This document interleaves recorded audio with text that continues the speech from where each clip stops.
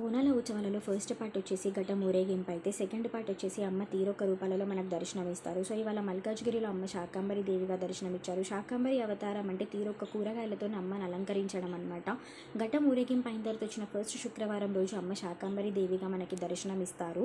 ఇవాళ నుంచి డిఫరెంట్ అలంకరణలు, డిఫరెంట్ రిచువల్స్ ఉంటాయి బోనాల వరకు. ఆ అలంకరణలు ఏంటి, ఆ రిచువల్స్ ఎలా ఉంటాయి అవన్నీ కూడా నేను మీకు అప్కమింగ్ వ్లాగ్స్లో నేను అప్లోడ్ చేస్తాను. అవన్నీ మిస్ అవ్వద్దంటే మీ ఛానల్ని సబ్స్క్రైబ్ చేసుకొని బెల్ ఐకాన్ పైన ప్రెస్ చేయాలి. సో దట్ మీకు నోటిఫికేషన్స్ వస్తాయి. చూడండి, నిజంగా అమ్మని అసలు ఎంత బాగా అలంకరించారో, చూడడానికి రెండు కళ్ళు సరిపోవట్లేదు కదా. చిన్నప్పటి నుంచి అమ్మని అలా చూస్తూ పెరిగాము. నమ్మాలే కానీ మన వెన్నంటే ఉండి ఎల్లప్పుడూ కాపాడే తల్లి, కోరిన కోరికలు తీర్చి కొంగు బంగారం చేసే తల్లి. నిజం చెప్పాలంటే ఎన్నో టఫ్ సిచ్యువేషన్స్ నుంచి నన్ను అమ్మ బయటపడేసుకుంటూ వచ్చింది.